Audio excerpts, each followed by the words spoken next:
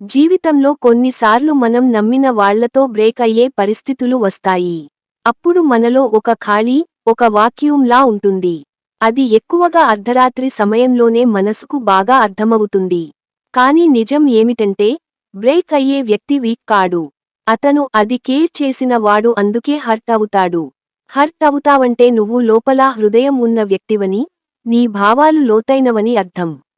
ఇలాంటి ఫేసెస్ అందరి జీవితంలో వస్తాయి.